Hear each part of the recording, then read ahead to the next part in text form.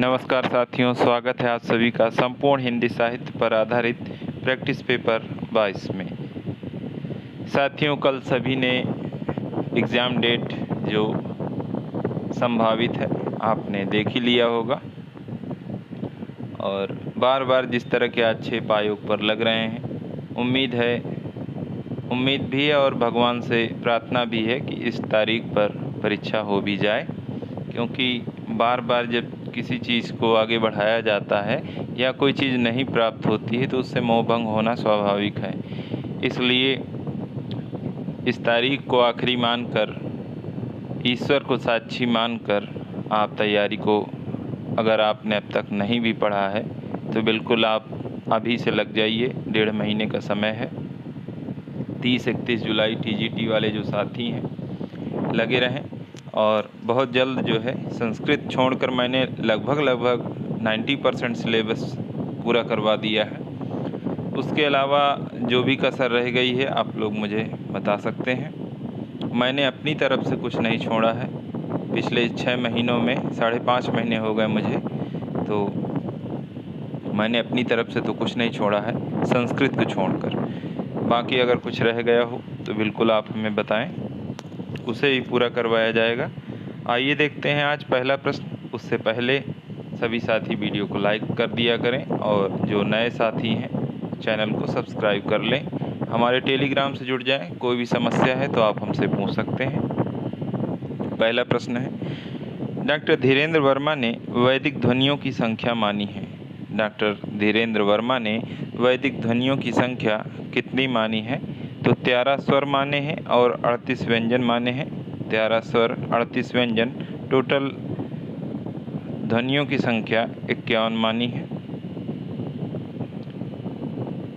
अगला प्रश्न है, खुसरो की रचना खालिक बारी वस्तुतः है। मुझे लगता है इतना पर्याप्त है। खुसरो की रचना खालिक बारी वस्तुतः क्या है? पहेलियों का संकलन, कह मुकरियों का संकलन, मनोरंजन परक रचना, हिंदी फारसी शब्दकोश। तो खालिक बारी हिंदी फारसी शब्दकोश है।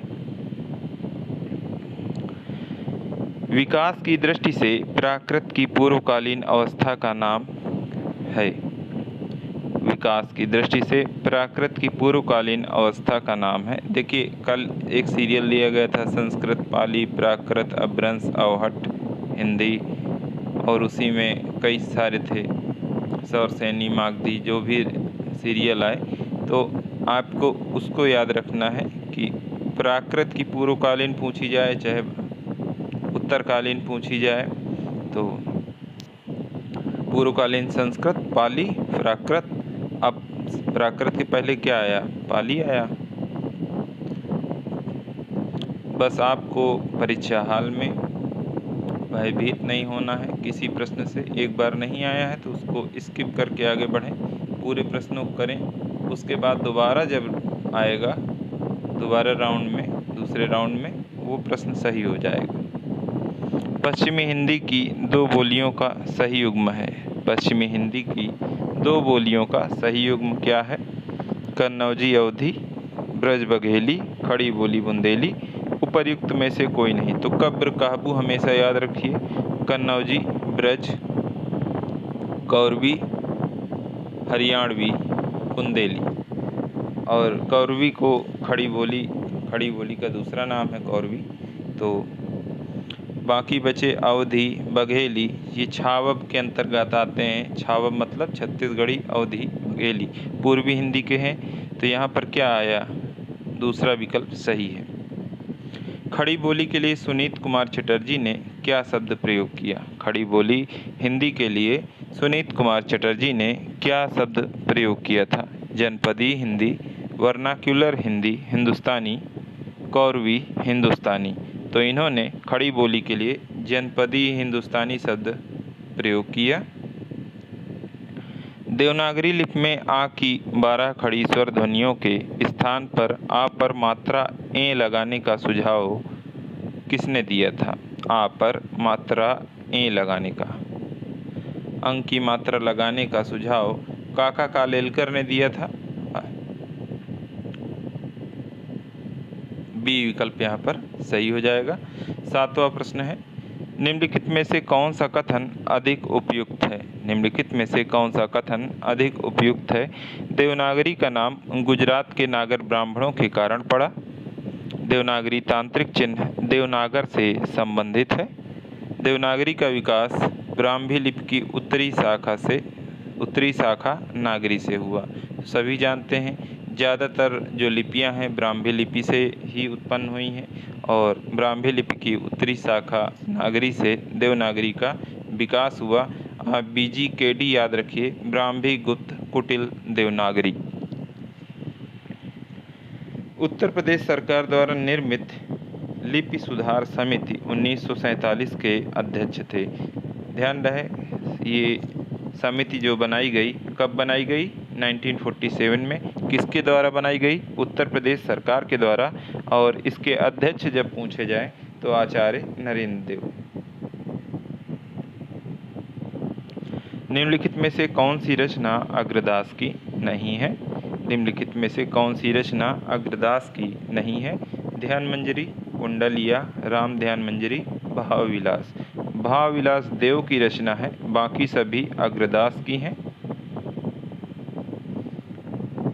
ध्यान मंजरी, कुंडलिया, राम ध्यान मंजरी ये सभी अग्रदास की हैं, भावविलास को छोड़कर। 10वां प्रश्न है, निम्नलिखित काव्य पंक्तियों को उनके रचनाकारों के साथ सुमेलित कीजिए तथा नीचे दिए गए कूट से सही विकल्प का चयन कीजिए। सूची 1 और सूची 2 दी गई हैं, काव्य पंक्तियां हैं, रचनाकार हैं। पंडित, यहाँ पर पंडित लिखा है लेकिन सही है पंडी साल सत्य बखाड़ई देहि बुद्ध बसंत न जाड़ई। तो ये सरहपा की पंक्ति है। 12 बरस लय कुकर जिए और 13 लय जिए सियार, बरस 1836 जीवे बाकी जीवन को धिक्कार। तो ये परमाल लासो जो जगनिक की रचना है उससे है। आल्हा जो चलता है, आल्हा में ये पंक्तियां हैं। तो आल्हा जगनिक जो है तीसरे में है। ए का दूसरा हो गया, बी का तीसरा हो गया, सी विकल्प देखते हैं। बड़ कौशल तू राधे किन्हल कन्हाई लोचन सियार, बड़ कौशल तू राधे किन्हल कन्हाई लोचन सियार। ये विद्यापति की पंक्ति है। जाति ओछा पाती ओछा, ओछा जन्म, जाति ओछा पाती ओछा जन्म हमारा। ये जो है रैदास जी की पंक्तियां हैं। तो A2, B3, C4 और D5। तो यहाँ पर सी विकल्प सही हो जाएगा।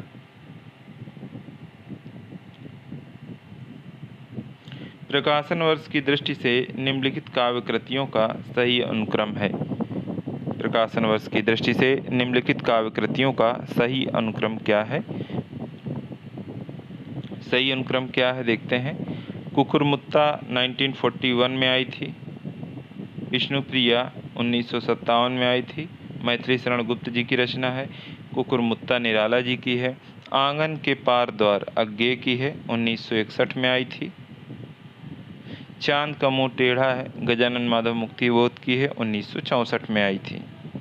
तो यहाँ पर यही विकल्प सही है।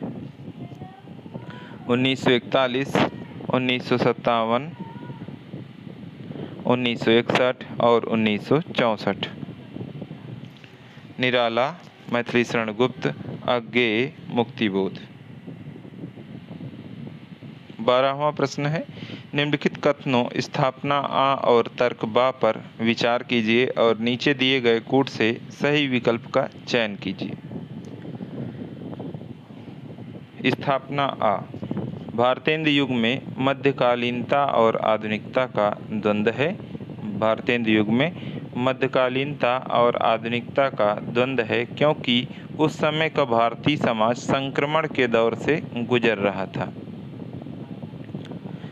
क्योंकि उस समय का भारतीय समाज संक्रमण के दौर से गुजर रहा था और ये दोनों बात बिल्कुल सही है क्योंकि उस समय जो समय चल रहा था संक्रमणकालीन था।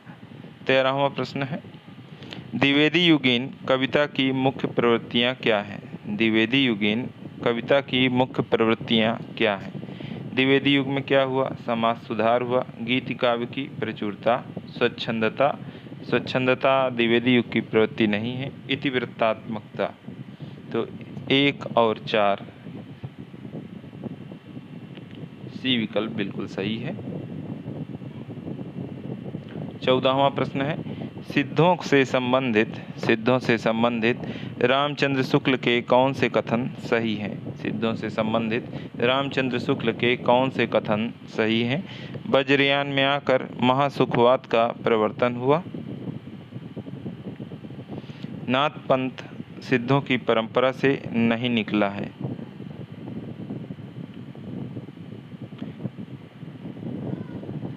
हम अपने पुरानी परंपरा से ही सीखते हैं और बिल्कुल यहाँ से निकला है। सिद्धों का साहित्य शुद्ध साहित्य के अंतर्गत आता है। सिद्धों की बानियाँ सांकेतिक नहीं है। तो 1 और 3 सही है।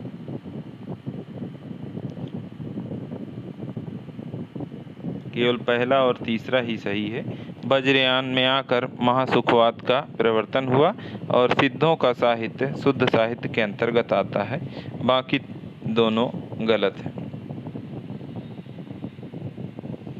15वां प्रश्न है, निम्नलिखित रचनाओं को उनके रचनाकारों के साथ सुमेलित कीजिए तथा नीचे दिए गए कूट से सही विकल्प का चयन कीजिए। निम्नलिखित रचनाओं को उनके रचनाकारों के साथ सुमेलित कीजिए तथा नीचे दिए गए कूट से सही विकल्प का चयन कीजिए। तो सूची 1 और सूची 2 दी गई है। रचनाएं और रचनाकार हैं। प्राकृत प्रकाश। प्राकृत प्रकाश किसकी रचना है? वररुचि की है। श्रावकाचार देवसेन की रचना है। प्रबंध चिंतामणि जैनाचार्य मेरुतुंग की है। वहीं कुमारपाल प्रतिबोध सोमप्रभु सूरी की है। तो 2, 1, 3, 5 डी विकल्प सही है। 16वां प्रश्न है, कथन है, खूब आया है अभी तक, उम्मीद है याद हो गया होगा। विलक्षण बात यह है कि आधुनिक गद्य साहित्य की परंपरा का प्रवर्तन नाटक से हुआ। उपर्युक्त कथन किस आलोचक का है? विलक्षण बात यह है कि आधुनिक गद्य साहित्य की परंपरा का प्रवर्तन नाटक से हुआ। उपर्युक्त कथन किस आलोचक का है? ये रामचंद्र शुक्ल जी का है। अगला प्रश्न है, प्रकाशन वर्ष के अनुसार निम्नलिखित उपन्यासों का सही अनुक्रम क्या है? प्रकाशन वर्ष के अनुसार निम्नलिखित उपन्यासों का सही अनुक्रम क्या है? सुहाग के नूपुर, मानस का हंस, पीढ़ियाँ, खंजन, मानस का हंस, पीढ़ियाँ, खंजन नयन, सुहाग के नूपुर। तो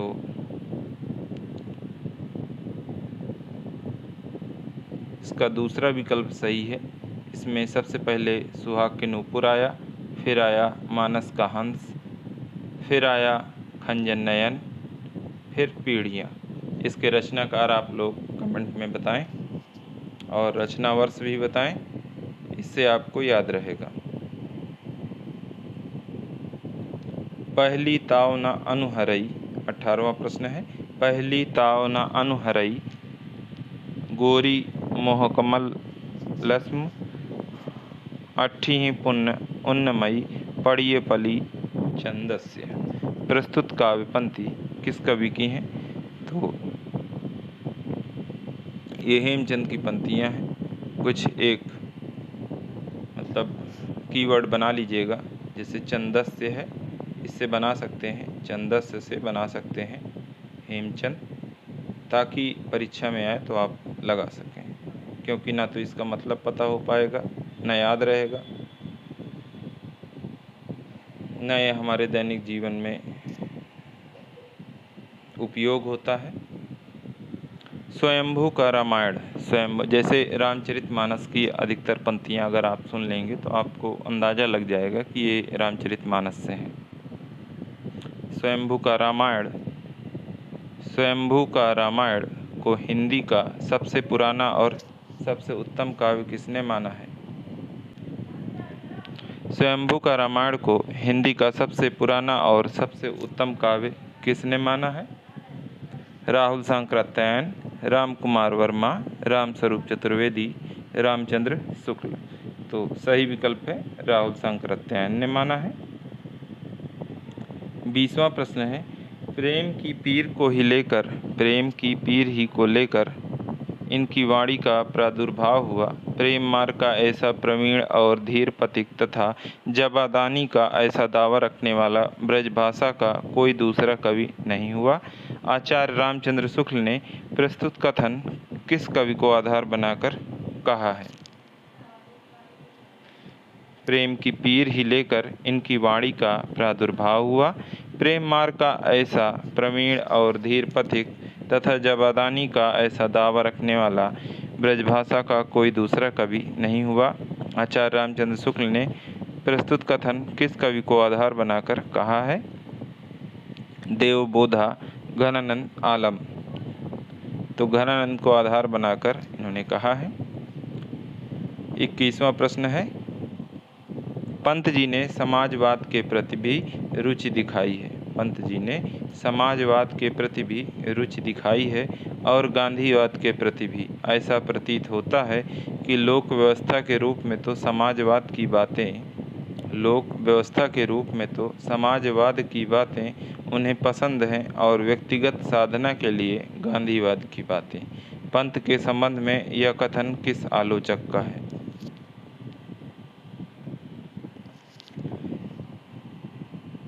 पंत के संबंध में यह कथन किस आलोचक का है? तो शुक्ल जी ने ये बात कही है।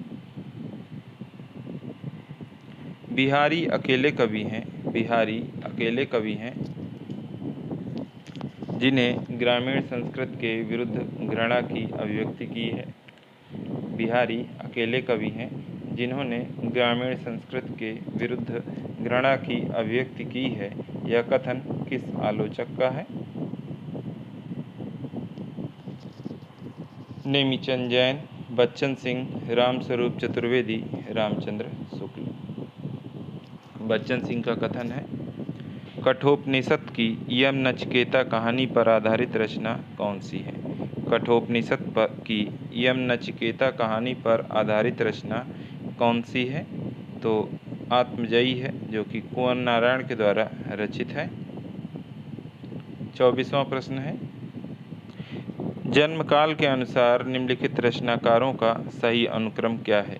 देखिए 2 से 3 प्रश्न आपको कालक्रम वाले मिलेंगे और नेट की परीक्षा में जा रहे हैं तो 10 से 15 प्रश्न, कोई बड़ी बात नहीं है।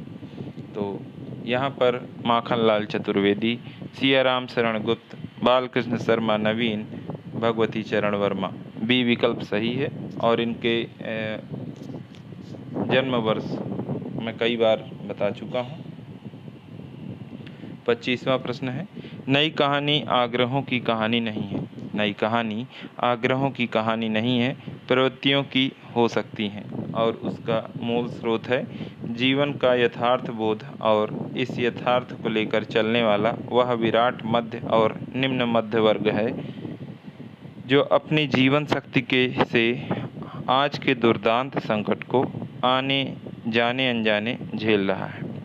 फिर से देखते हैं, नई कहानी आग्रहों की कहानी नहीं है, प्रवृत्तियों की हो सकती है और उसका मूल स्रोत जीवन का यथार्थ बोध और इस यथार्थ को लेकर चलने वाला वही विराट मध्य और निम्न मध्य वर्ग है जो अपनी जीवन शक्ति से आज के दुर्दांत संकट को जाने अनजाने झेल रहा है। नई कहानी के संदर्भ में उपर्युक्त कथन किस लेखक का है? तो ये कमलेश्वर जी का है।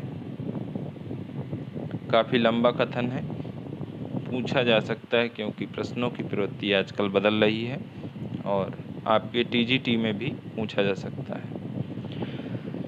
निम्नलिखित में से कौन सी बातें केशवदास के बारे में रामचंद्र शुक्ल ने कही हैं? निम्नलिखित में से कौन सी बातें केशवदास के बारे में रामचंद्र शुक्ल ने कही हैं? केशव को कवि हृदय नहीं मिला था, शुरू से पढ़ रहे हैं हम लोग।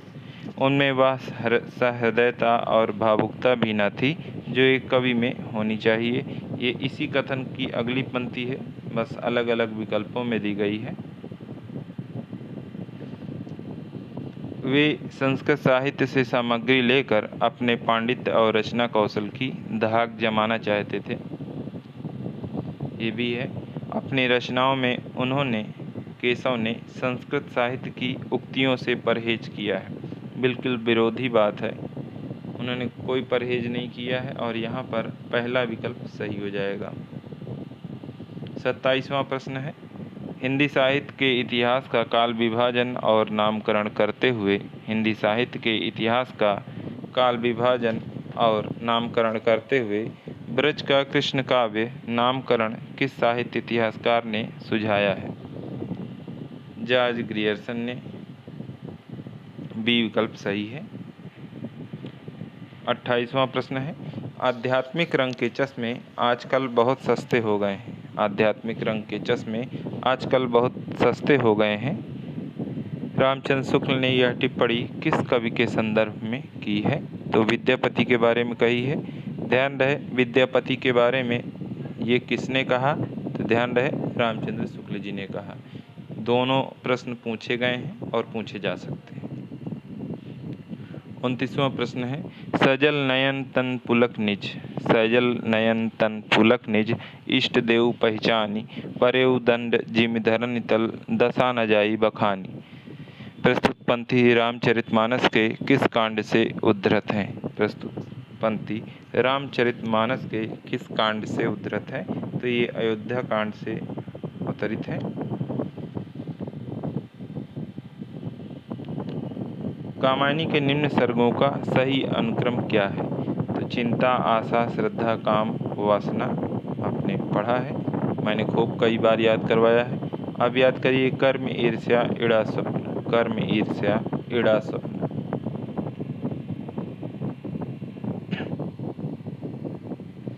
31वां प्रश्न है, प्रसाद के नाटकों का शरीर जहाँ पूर्ण साहित्यिक है। प्रसाद के नाटकों का शरीर जहाँ पूर्ण साहित्यिक है, वहाँ उनका मन अनिवार्यतः ऐतिहासिक है और उनकी आत्मा शुद्ध साहित्यिक। नाटककार प्रसाद के बारे में उक्त मत किसने दिया है? प्रसाद के नाटकों का शरीर जहाँ पूर्ण साहित्यिक है, वहाँ उनका मन अनिवार्यतः ऐतिहासिक है और उनकी आत्मा शुद्ध साहित्यिक है। नाटककार प्रसाद के बारे में उक्त मत किसने दिया है? आचार्य नंद दुलारे वाजपेयी ने दिया है। 32वां प्रश्न है, मुक्तिबोध की प्रतिबंधित रचना का नामोल्लेख कीजिए। मुक्तिबोध की प्रतिबंधित रचना का नामोल्लेख कीजिए। भारत, इतिहास और संस्कृति मुक्तिबोध की प्रतिबंधित रचना है। 33वां प्रश्न है, भारतेंदुकृत निम्नलिखित नाटकों को उनके नाट्य रूप के साथ सुमेलित कीजिए तथा नीचे दिए गए कूट से सही विकल्प का चयन कीजिए। भारत दुर्दशा क्या है? ये नाट्य रासक है। श्री चंद्रावली नाटिका है। विशस्य विषमौषधम भाण है। और अंधेर नगरी क्या है? प्रहसन है। ये सभी भारतेंदु हरिश्चंद्र जी के हैं। तो 4, 3, 2, 1 पहला ही विकल्प सही हो जाएगा। 34वां प्रश्न है, निम्नलिखित रचनाकारों का उनके जन्म वर्ष के अनुसार सही अनुक्रम है। तो सभी जानते हैं, बालकृष्ण भट्ट भारतेंदु जी से बड़े थे, फिर बद्रीनारायण चौधरी प्रेमघन, फिर राधाचरण गोस्वामी। पहला विकल्प सही है। आप लोग ये कर सकते हैं कि हर युग के जो महत्वपूर्ण लेखक हैं, जिनके बारे में खूब रचनाएं पूछी जाती हैं, उनको आप युग के अनुसार सीरियल से लिख लें और उनका जन्म और मृत्यु वर्ष लिख के उनको सीरियल से रखें और 2-4 बार दिन में पढ़ लिया करें, तो सप्ताह भर में याद हो जाएगा। इससे बेहतर तरीका आपको नहीं मिलेगा और ऐसे ही ये याद होंगे। जब आप प्रतिदिन देखते रहेंगे तो धीरे धीरे ये आपको याद हो जाएंगे। निम्नलिखित उपन्यासों के पात्रों का सही मिलान कीजिए। निम्नलिखित उपन्यासों के पात्रों का सही मिलान कीजिए तथा नीचे दिए गए कूट से सही विकल्प का चयन कीजिए। पात्र दिए गए हैं और रचनाएं दी गई हैं। कौन किस रचना से संबंधित है, कौन सा पात्र किस रचना में है। तो मैला आंचल में कौन है? हरगौरी सिंह है। नदी के द्वीप में डॉक्टर भुवन है। गोदान में और किसी ने, आप सभी ने कम से कम गोदान तो पढ़ी होगी। अमरपाल सिंह, झूठा सच, डॉक्टर प्राणनाथ। तो 3, 4, 1, 2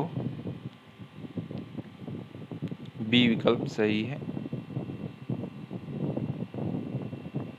आदिकाल को आदिकाल नाम किसने दिया? आदिकाल को आदिकाल नाम किसने दिया? ध्यान करिए आप अपनी शुरुआती यात्रा को और आज को। आज ये प्रश्न बिल्कुल हलवा लग रहा है क्योंकि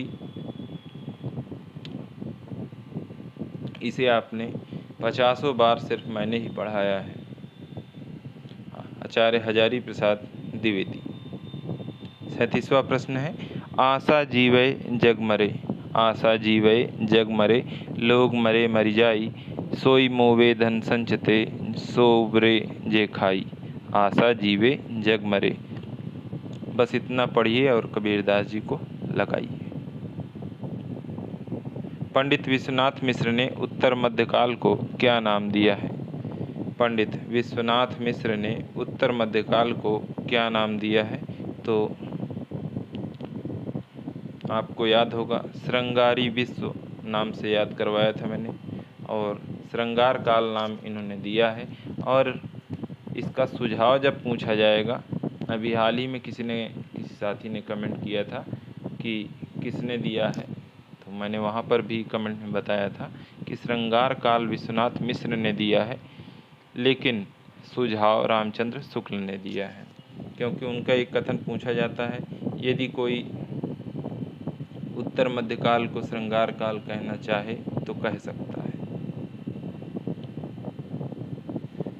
39वां प्रश्न है, फीकी पै नीकी लगे। फीकी पै नीकी लगे, कहिए समय बिचारी, सबको मन हर्षित करे, जो विवाह की गारी।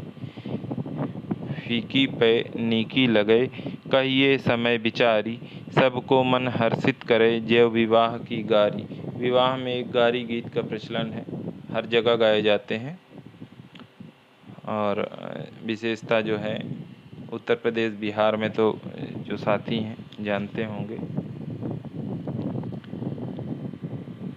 तो ये किस कवि की रचना है? वृंद कवि की है। मेड़ तोड़ दी, मेड़ तोड़ दी किस एकांकीकार की रचना है? लक्ष्मी नारायण मिश्र की है मेड़ तोड़ दी। गांव में आज भी मेड़ तोड़ने की लड़ाई चल रही है, पहले भी चल रही थी, और ये मुझे लगता है नहीं बंद होगी कभी भी। रामदरस मिश्र का 1999 ईस्वी में प्रकाशित साक्षात्कार है। रामदरस मिश्र का 1999 ईस्वी में प्रकाशित साक्षात्कार है। कहना न होगा, गांव के मन से रूबरू, अंतरंग, उपर्युक्त में से कोई नहीं। तो सही विकल्प है सी, अंतरंग। 1999 में साक्षात्कार है किसका? रामदरस मिश्र जी का। 42वां प्रश्न है, चल पड़े जिधर दो डगमग। चल पड़े जिधर दो डगमग में चल पड़े कोटि पग उसी ओर, किसकी पंक्तियां हैं? चल पड़े जिधर दो डगमग, चल पड़े जिधर दो डगमग में चल पड़े कोटि पग उसी ओर, किसकी पंक्तियां हैं? तो सोहनलाल द्विवेदी जी की हैं। डी विकल्प सही है। मन्नू भंडारी का संग्रह नहीं है। मन्नू भंडारी का संग्रह नहीं है। मैं हार गई, यही सच है, एक प्लेट सैलाब, ये सभी मन्नू भंडारी की हैं, परंतु लंदन की एक रात निर्मल वर्मा का है, मन्नू भंडारी का नहीं है। लंदन की एक रात, निर्मल वर्मा। 44वां प्रश्न है, उसने नारियल को कसकर एक गाली दी। उसने नारियल को कसकर एक गाली दी और जोर से ठोकर लगाई। नारियल लुढ़कता हुआ समुद्र की लहरों की तरफ चला गया। उस लड़के का परिचय केवल इतना ही है कि वह शाम के समय चौपाटी के मैदान में जमा होने वाली भीड़ में घूम रहा था। ऐसे घुमक्कड़ मवाली के विषय का कथन किस लेखक का है? मोहन राकेश का है। फिर से देख लीजिए, उसने नारियल को कसकर गाली दी और जोर से ठोकर लगाई। नारियल लुढ़कता हुआ समुद्र की लहरों की तरफ चला गया। उस लड़के का परिचय केवल इतना ही है कि वह शाम के समय चौपाटी के मैदान में जमा होने वाली भीड़ में घूम रहा था। ऐसे घुमक्कड़ मवाली के विषय का कथन किस लेखक का है? तो मोहन राकेश का है। सही विकल्प पहला था। हरिशंकर परसाई की व्यंग रचना है। हरिशंकर परसाई की व्यंग रचना है बेईमानी की परत। व्यंग लेखन के लिए अच्छे से जाने जाते हैं। 46वां प्रश्न है, अनुभूति के द्वंद्व ही से प्राणी के जीवन का आरंभ होता है। उच्च प्राणी मनुष्य भी केवल एक जोड़ी अनुभूति लेकर इस संसार में आता है। बच्चे के छोटे से हृदय में पहले सुख और दुख की सामान्य अनुभूति भरने के लिए जगह होती है। उपर्युक्त विचार विमर्श शुक्ल की कृति चिंतामणि के किस निबंध का प्रारंभिक रूप है? भाव या मनोविकार का है। अगला प्रश्न है 47वां, पर्दा उठने पर अंधेरे में सुनाई देता समवेत स्वर। पर्दा उठने पर अंधेरे में सुनाई देता समवेत स्वर धम्मं शरणं गच्छामि, संघं शरणं गच्छामि, बुद्धं शरणं गच्छामि। उपर्युक्त संवाद किस नाट्यकृत के प्रथम अंक में प्रारंभ में है? तो लहरों के राजहंस में है और ये उन्हीं पर आधारित है। कमलेश्वर की कहानी नहीं है। कमलेश्वर की कहानी नहीं है। दोपहर का भोजन, गर्मियों के दिन, नीली झील, कस्बे का आदमी। दोपहर का भोजन अमरकांत की है, बाकी सभी कमलेश्वर की हैं। 49वां प्रश्न है, गंगा के पार झूंसी के खंडहर। गंगा के पार झूंसी के खंडहर और उसके आसपास के गांवों के प्रति मेरा जैसा अकारण आकर्षण रहा है, उसे देखकर ही संभवतः लोग जन्म जन्मांतर के संबंध का व्यंग करने लगते हैं। है भी तो आश्चर्य की बात। उपर्युक्त संदर्भ महादेवी वर्मा के अतीत के चलचित्र के किस संस्मरण का अंश है? अतीत के चलचित्र के किस संस्मरण का अंश है? रामा, भाभी, घीसा, बिंदा। घीसा से है। 50वां प्रश्न है, आषाढ़ का पहला दिन। आषाढ़ का पहला दिन, देखिए आषाढ़ की कई बार वर्तनी शुद्धि के लिए आता है, तो ध्यान रखें ये शुद्ध है। जो छोटा आ लिखा होता है वो शुद्ध नहीं है, शुद्ध यही है आषाढ़। आषाढ़ का पहला दिन, और ऐसी वर्षा, माँ ऐसी धारासार वर्षा, दूर दूर तक उपत्यकाएं भीग गईं, और मैं भी तो देखो ना माँ कैसी भीग गई हूँ। उपर्युक्त संवाद मोहन राकेश के नाटक आषाढ़ के एक दिन में किसका है? तो मल्लिका का रहेगा, क्योंकि अंबिका तो माँ है और मल्लिका बेटी है। 50 प्रश्न पूरे हुए साथियों, लगातार बने रहें। अभी भी कह रहा हूँ, जो साथी नए हैं चैनल को सब्सक्राइब कर लें, क्योंकि यदि आप नहीं करते हैं तो प्रतिदिन जो 10 बजे मैं टेस्ट पेपर करवाता हूँ उसका नोटिफिकेशन आप तक नहीं आएगा, फिर आपको ढूंढना पड़ेगा, तो हो सकता है कई बार ढूंढने में मुश्किलें। 51वां प्रश्न है, नई समीक्षा नए संदर्भ। नई समीक्षा नए संदर्भ किसकी आलोचनात्मक पुस्तक है? नई समीक्षा नए संदर्भ किसकी आलोचनात्मक पुस्तक है? Doctor Ramvilas Sharma, doctor Nagendra, Nandulare Vajpeyi, Laxmikant Verma. नई समीक्षा नए संदर्भ डॉक्टर नगेंद्र की है। 52वां प्रश्न है, पंडित कामता प्रसाद गुरु के पंडित कामता प्रसाद गुरु के हिंदी व्याकरण की पुस्तक का क्या नाम है? पंडित कामता प्रसाद गुरु के हिंदी व्याकरण की पुस्तक का क्या नाम है? हिंदी व्याकरण है। 53वां प्रश्न है, डॉक्टर भोलानाथ तिवारी की भाषा विज्ञान की पुस्तक का नाम है? डॉक्टर भोलानाथ तिवारी की भाषा विज्ञान की पुस्तक का नाम क्या है? भाषा और भाषकी, हिंदी भाषा का इतिहास, भाषा विज्ञान, हिंदी भाषा। तो भोलानाथ तिवारी की भाषा विज्ञान की पुस्तक का नाम भाषा विज्ञान ही है। सी विकल्प सही है। हिंदी के उत्क्षिप्त व्यंजन का चयन कीजिए। उत्क्षिप्त,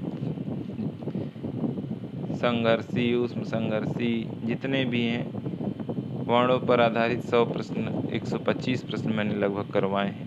एक बार पढ़िएगा, सारे डाउट क्लियर हो जाएंगे। तो यहाँ पर उत्क्षिप्त व्यंजन का चयन करना है तो ढा है। तद्धित प्रत्ययुक्त शब्द का चयन कीजिए। तद्धित प्रत्ययुक्त शब्द का चयन कीजिए। खटिया खाट, गायक गान, भुलक्कड़ भूलना, पाठक पढ़ना। तद्धित प्रत्यय की बात आती है खटिया खाट। परेशान ना हो, जब संस्कृत पढ़ाएंगे तो उसमें सारी चीज़ें क्लियर हो जाएगी। शंकर शब्द का चयन कीजिए। शंकर शब्द का चयन कीजिए। अंजलि, कन्हैया, सुथनी, टिकट घर। तो टिकट इंग्लिश का शब्द है और घर अलग है। ये देखिए, कभी घर आपने मैसेज के अलावा ऐसे लिखा है? नहीं लिखा है। नमस्ते का संधि विच्छेद है। नमस्ते का संधि विच्छेद है। नमः दंते विसर्ग संधि है। चयन शब्द में किस संधि की योजना है? चयन शब्द में किस संधि की योजना है? अय आए, अव आओ, अयादि संधि है। त्रिलोचन में किस समास की योजना है? त्रिलोचन में किस समास की योजना है? 3 है लोचन जिसके, अर्थात शिवजी। बहुव्रीहि समास है यहाँ पर। संख्या में बस 11 बच्चे रहे हैं। संख्या में बस 11 बच्चे रहे हैं में कौन सा पदबंध है? संख्या में बस 11 बच्चे रहे हैं में कौन सा पदबंध है? विशेषण पदबंध है। सेना का पर्यायवाची शब्द है। सेना का पर्यायवाची शब्द है मतंग, दल, कटक, अस्सी। तो कटक सेना का पर्यायवाची है। 62वां प्रश्न है, आसन का अर्थ भोजन है तो समरूपी भिन्नार्थी शब्द आसन का अर्थ है। आसन का अर्थ भोजन है तो समरूपी भिन्नार्थी शब्द आसन का अर्थ है बैठक।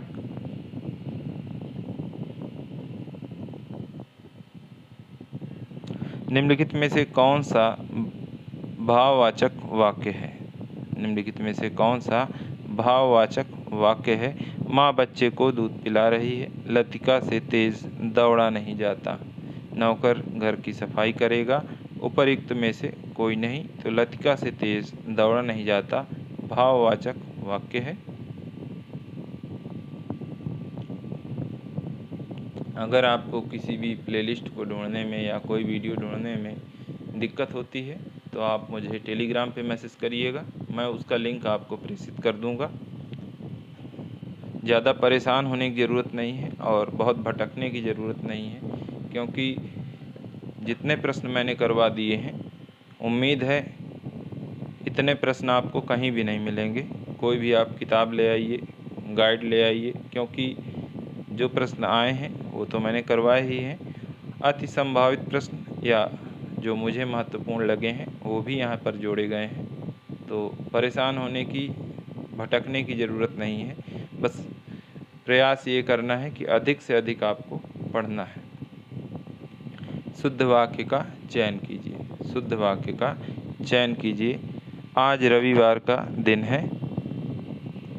सोनी मोनी और ऋतु आएंगी। वह घोड़ा को दौड़ाने ले गया है। शुद्ध वाक्य कहना है तो उपर्युक्त में से कोई नहीं। 65वां प्रश्न है, संयुक्त वाक्य का चयन कीजिए। संयुक्त वाक्य का चयन कीजिए। माधवी और विनीता मधुर गीत गा रही। तुमने पढ़ना सीखकर अपना काम पूरा कर लिया। मैं लिख रहा हूँ और तुम हंस रहे हो। दो कार्य हो रहे हैं और यही संयुक्त वाक्य है। 66वां प्रश्न है, किस वाक्य में संयुक्त क्रिया का प्रयोग हुआ है? किस वाक्य में संयुक्त क्रिया का प्रयोग हुआ है? तुम यहाँ आ जाओ, वह घर जाता है, वह सड़क पर क्यों खड़ा है? उपर्युक्त में से कोई नहीं। तो तुम यहाँ आ जाओ, ए विकल्प सही है। थाली का बैगन। थाली का बैगन मुहावरे का अर्थ है थाली का बैगन अस्थिर विचार वाला। अस्थिर विचार वाला थाली का बैगन कहलाता है। सी विकल्प सही है। 68वां प्रश्न है, लोकोक्ति प्रयोग में किसका परिवर्तन नहीं होता है? लोकोक्ति प्रयोग में किसका परिवर्तन नहीं होता है? लिंग, वचन, क्रिया। उपर्युक्त में से कोई नहीं। तो डी विकल्प यहाँ पर सही है। रा किस विभक्ति का कारक चिन्ह है? रा किस विभक्ति का कारक चिन्ह है? तो संबंध में रा री रे विभक्ति का कारक चिन्ह है। नूतन ब्रह्मचारी का आरंभिक प्रकाशन किस पत्रिका में हुआ था? नूतन ब्रह्मचारी का आरंभिक प्रकाशन किस पत्रिका में हुआ था? बाला बोधनी, ब्राह्मण, हिंदी प्रदीप। उपर्युक्त में से कोई नहीं। तो हिंदी प्रदीप में आरंभिक प्रकाशन हुआ नूतन ब्रह्मचारी का। हिंदी की महाप्राणीकरण संधि है। महाप्राणीकरण संधि है, बड़ी ई की मात्रा होगी। महाप्राणीकरण हुआ होगा, तो कभी में ऐसा दिख रहा है। सी विकल्प सही है। 72वां प्रश्न है, तुलनात्मक शैली में लिखा गया हिंदी का पहला यात्रा वृत्तांत माना जाता है। तुलनात्मक शैली में लिखा गया हिंदी का पहला यात्रा वृत्तांत माना जाता है। लंदन की यात्रा, आंखों देखा पाकिस्तान, एक रंग होता है नीला, चीन के दिन। तो लंदन की यात्रा श्रीमती हरदेवी।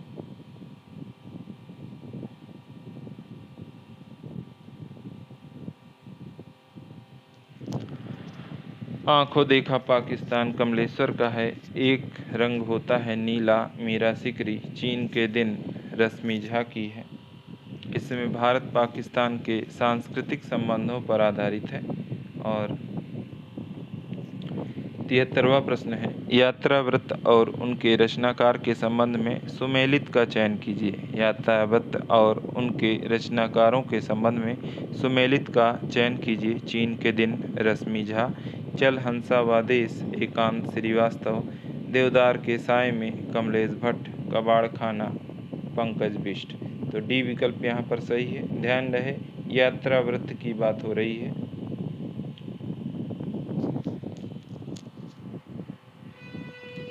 तो कबाड़ खाना पंकज बिष्ट। 74वां प्रश्न है, स्वर्ग जहाँ आदमी बसता है, स्वर्ग जहाँ आदमी बसता है नामक यात्रा वृत्तांत ग्रंथ के लेखक कौन है?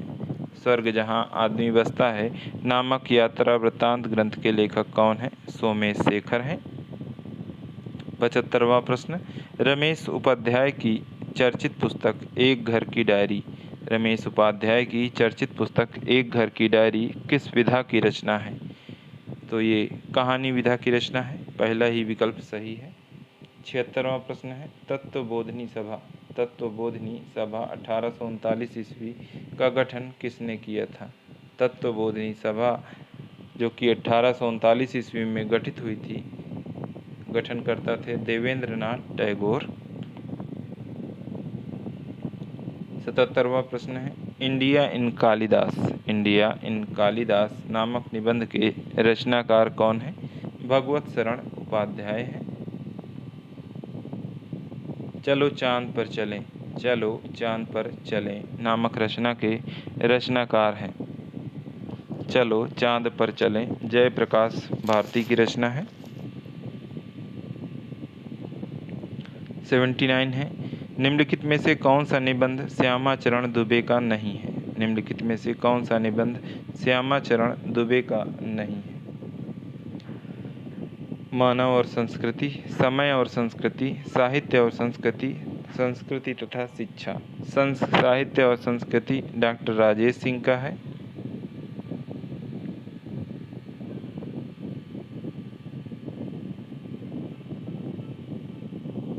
बाकी सभी श्यामाचरण दुबे के हैं।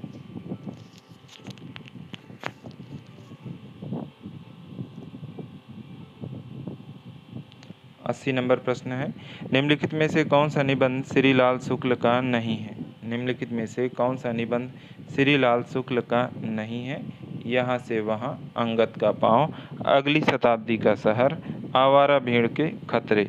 आवारा भेड़ के खतरे हरिशंकर परसाई का है, बाकी सभी श्रीलाल शुक्ल के हैं।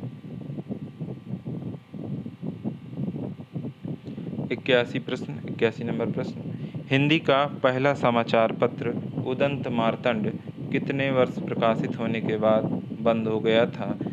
उसके बाद पुनः प्रकाशन आरंभ हुआ। प्रकाशन शुरू हुआ और फिर उसके लगभग 1.5 वर्ष बाद ये बंद हो गया था। उदंत मार्तंड के बारे में हिंदी विविध वाले में या हिंदी पत्रकारिता वाले में मैंने ये सारी बातें बताई हैं। हिंदी पत्रकारिता का मैंने पेपर शायद करवाया है, नहीं करवाया हो तो बताइएगा।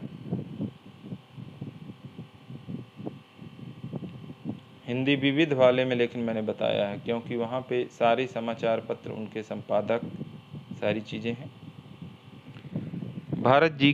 भारतेंदु जी की प्रसिद्ध पत्रिका बालाबोधिनी, भारतेंदु जी की प्रसिद्ध पत्रिका बालाबोधिनी कितने वर्ष प्रकाशित होने के बाद बंद हो गई थी?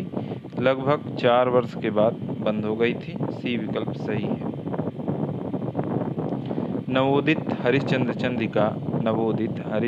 चंद्रिका नामक पत्रिका किसने निकाली थी, जो कि मात्र 2 अंक प्रकाशित होने के बाद बंद हो गई थी?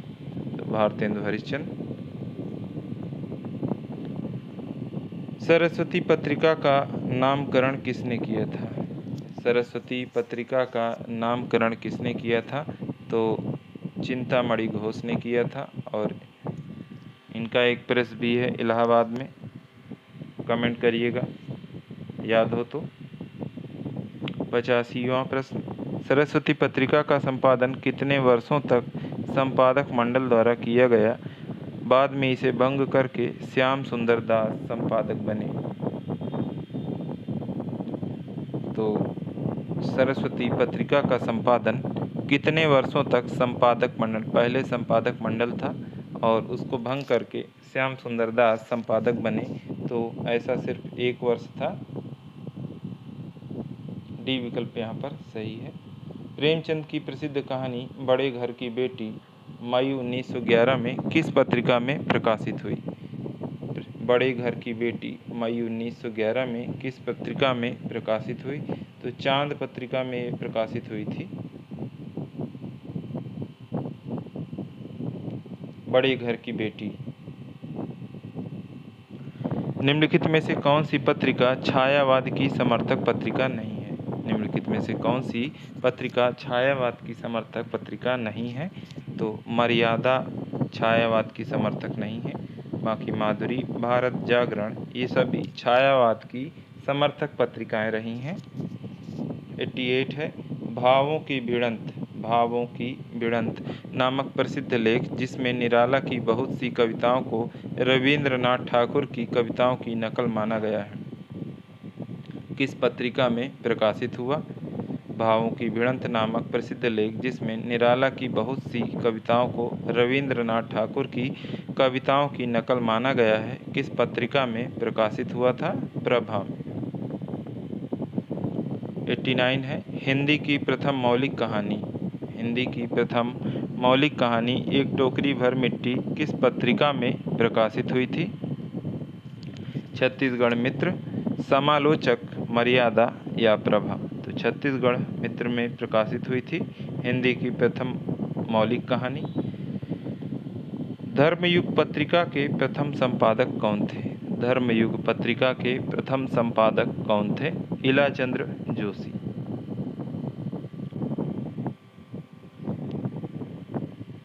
91 है। संगम पत्रिका के गांधी और सुभाष, संगम पत्रिका के गांधी और सुभाष अंक आज भी स्मरणीय है। इस संगम पत्रिका के संपादक कौन है? इस संगम पत्रिका के संपादक कौन है? इलाचंद जोशी।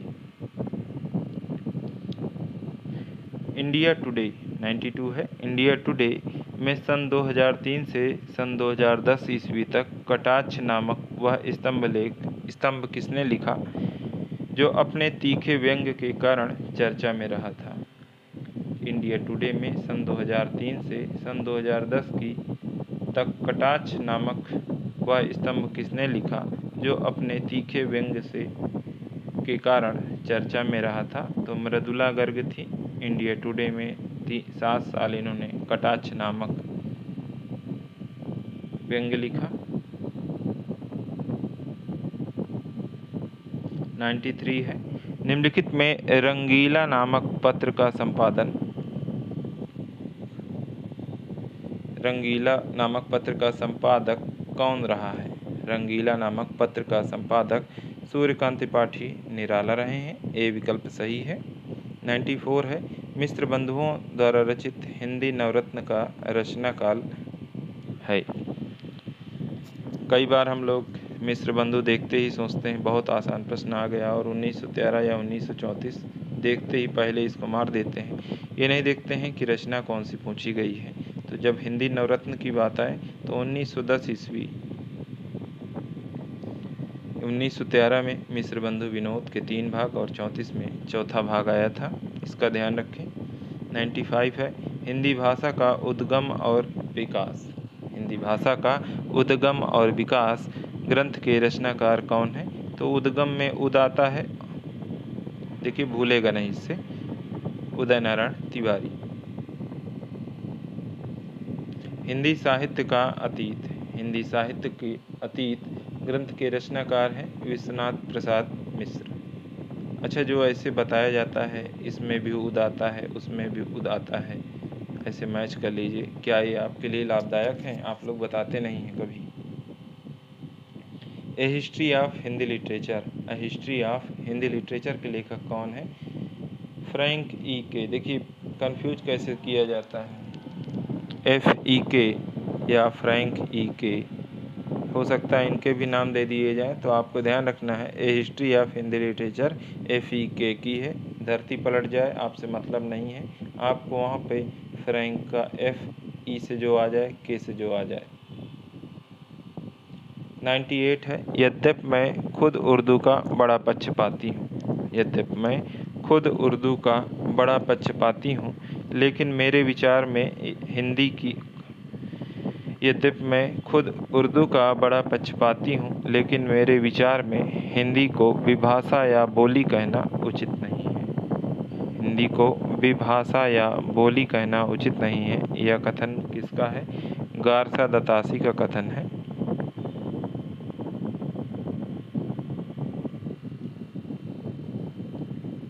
सी विकल्प यहाँ पर सही है। 99 है। भारतीय साहित्य की भूमिका, भारतीय साहित्य की भूमिका नामक पुस्तक के लेखक हैं। भारतीय साहित्य की भूमिका नामक पुस्तक के लेखक कौन है? रामविलास शर्मा है। 100वां प्रश्न है। निम्नलिखित में से किस विद्वान ने हिंदुस्तानी को सर्वप्रथम हिंदी कहा? किस विद्वान ने हिंदुस्तानी को सर्वप्रथम हिंदी कहा? तो जॉन गिलक्राइस्ट ने कहा, और ये फोर्ट विलियम कॉलेज कोलकाता से रिलेटेड रहे हैं। 101 इतिहास का इतिवृत्तात्मक लेखन सबसे पहले मिश्र बंधुओं ने मिश्र बंधु विनोद में पाया जाता है। यह कथन किसका है?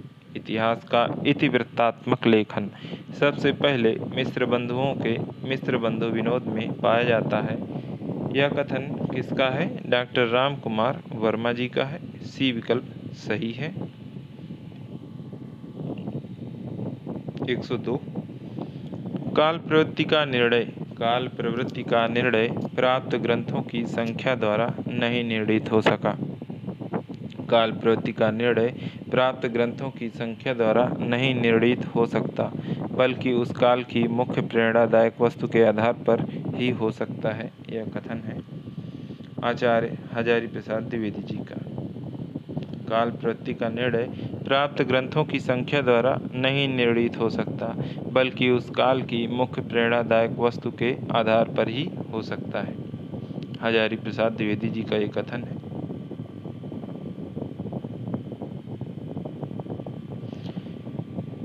A dictionary of English and Hindustani के लेखक हैं। 103 है। A dictionary of English and Hindustani के लेखक हैं जॉन गिलक्राइस्ट। 104 नंबर प्रश्न, नागरी प्रचारी सभा द्वारा प्रकाशित हिंदी साहित्य का बृहत इतिहास के प्रथम भाग का शीर्षक क्या है? हिंदी साहित्य की पीठिका है। अपभ्रंश पुरानी हिंदी है। इसका साहित्य हिंदी साहित्य के इतिहास का अनिवार्य अंग है। इस मत के समर्थकों में कौन सम्मिलित नहीं है? कौन सम्मिलित नहीं है? तो हजारी प्रसाद जी सम्मिलित नहीं है। बाकी चंद्र शर्मा गुलेरी, रामचंद्र शुक्ल, राहुल शंकराचार्य ये तीनों शामिल हैं। अपभ्रंश को अब कोई पुरानी हिंदी नहीं कहता। यह मत है चंद्रधर शर्मा गुलेरी का। 106 नंबर प्रश्न 2 बार शायद रिपीट हो गया। नंबर रिपीट हुआ है लेकिन प्रश्न अलग अलग हैं। आइए देखते हैं। महाराज भोज के समय से लेकर हम्मीर देव के समय से कुछ पीछे तक आदिकाल का समय किस इतिहासकार ने माना है? महाराज भोज के समय से लेकर हम्मीर देव के समय से कुछ पीछे तक आदिकाल का समय किस इतिहासकार ने माना है? तो रामचंद्र शुक्ल जी ने माना है। सी विकल्प यहाँ पर सही हो जाएगा। 107वां प्रश्न है, हिंदी साहित्य के बृहत इतिहास में हिंदी के आरंभिक रूप को अवहट्ठ किसने कहा? हिंदी साहित्य के बृहत इतिहास में हिंदी के आरंभिक रूप को अवहट्ठ किसने कहा? भोला शंकर व्यास ने कहा। बृहत इतिहास नागरी प्रचारी सभा द्वारा प्रकाशित होना है, जो कि 18 भागों में प्रकाशित होने की योजना थी, जिसमें से अभी तक 16 भाग प्रकाशित हो चुके हैं।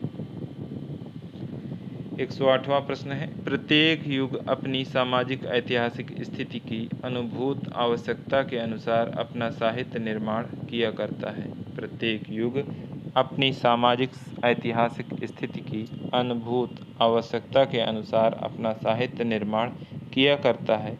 यह कथन किस आलोचक का है? नलिन विलोचन शर्मा जी का है।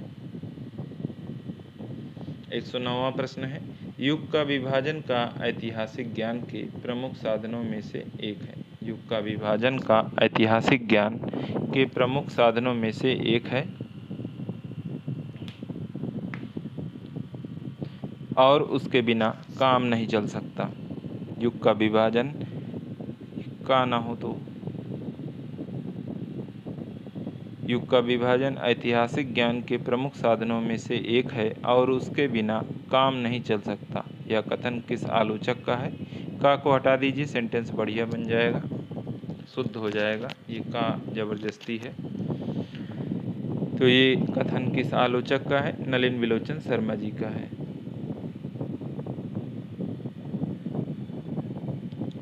110वां प्रश्न, लाल भाल पे लसत है। लाल भाल पे लसत है, सुंदर बेंदी लाल कियो तिलक अनुराग ज्यों लखिकै रूप रसाल।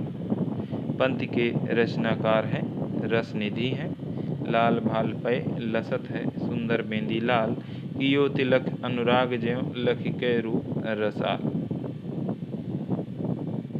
राम कुमार वर्मा ने कबीरदास जी द्वारा रचित ग्रंथों की संख्या कितनी मानी है? राम कुमार वर्मा ने कबीरदास जी के द्वारा रचित ग्रंथों की संख्या कितनी मानी है? 51 मानी है। कबीरदास की रचनाओं का संपादन कबीर ग्रंथावली के नाम से किसने किया है? कबीरदास की रचनाओं का संपादन कबीर ग्रंथावली के नाम से किसने किया है? डॉक्टर पारसनाथ तिवारी ने किया है। 113वां प्रश्न है, निम्नलिखित में से किस संत कवि ने 1625 ईस्वी में निम्नलिखित में से किस संत कवि ने 1625 ईस्वी में फतेहपुर शेखावटी सीकर की एक गुफा में प्रवेश कर 12 वर्ष तक योग साधना की थी? 12 वर्ष तक योग साधना की थी सुंदरदास ने, और सबसे योग्य और ज्ञानी यही थे संत कवियों में। अगला प्रश्न है, जिसकी लाठी उसकी भैंस, जिसकी लाठी उसकी भैंस रेखांकित शब्द हैं। जिसकी लाठी उसकी भैंस, ये संबंधवाचक सर्वनाम है। जो जैसा करेगा वैसा पाएगा, जो करोगे सो भरोगे, ये सभी क्या हैं? संबंधवाचक सर्वनाम के भेद हैं। उदाहरण है, भेद नहीं है, उदाहरण है। निश्चयवाचक सर्वनाम है, निश्चयवाचक सर्वनाम है जिससे हमें किसी चीज का निश्चय हो जाए, जैसे यह। सभापति का सही स्त्रीलिंग रूप इनमें से कौन सा है? सभापति का सही स्त्रीलिंग रूप इनमें से कौन सा है? सभापत्नी, सभाध्यक्षी, सभानेत्री, अभिनेत्री। तो सभापति का सभापत्नी नहीं होगा, सभानेत्री होगा। जैसे कोई महिला राष्ट्रपति बन जाती है तो लोग तुरंत फालतू की बात करने लगते हैं, वैसा कुछ नहीं है, वो एक पद विशेष होता है। तो यहाँ पर सभापति का सही स्त्रीलिंग रूप सभानेत्री हो जाएगा। 117वां प्रश्न है, आलस्य शब्द का विशेषण रूप कौन सा है? आलस्य शब्द का विशेषण रूप कौन सा है? तो आलस्य का आलसी। प्रविशेषण कहते हैं। 118वां प्रश्न है और परिभाषा शायद पूछी गई है। प्रविशेषण किसे कहते हैं? विशेष के पहले लगने वाला शब्द, विशेष की विशेषता बताने वाला शब्द, विधेय की विशेषता बताने वाला शब्द, और प्रविशेषण पूछा गया है, विशेषण की विशेषता बताने वाला शब्द प्रविशेषण कहलाता है। डी विकल्प यहाँ पर सही हो जाएगा। सकर्मक क्रिया शब्द कौन सा है?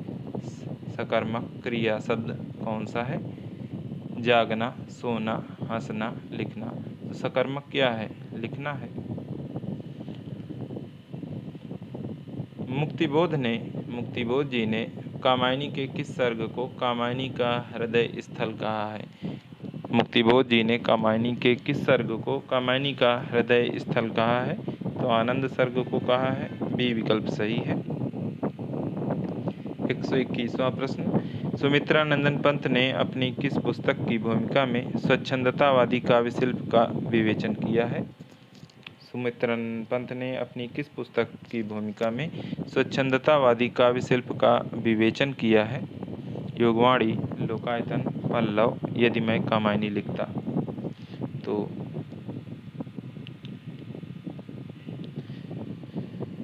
स्वच्छंदतावादी काव्य शिल्प का विवेचन पल्लव में किया है। और इसे किसका घोषणा पत्र कहा जाता है? कमेंट में बताएं।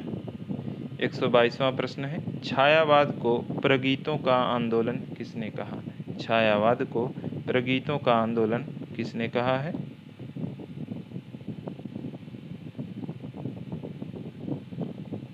दिनकर ने, अज्ञे ने, हरिऔध ने, डॉक्टर नगेन ने।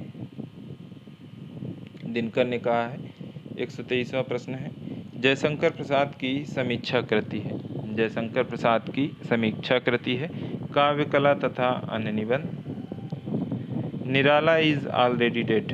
124वां प्रश्न, निराला इज ऑलरेडी डेड किसने घोषित किया? अज्ञे ने।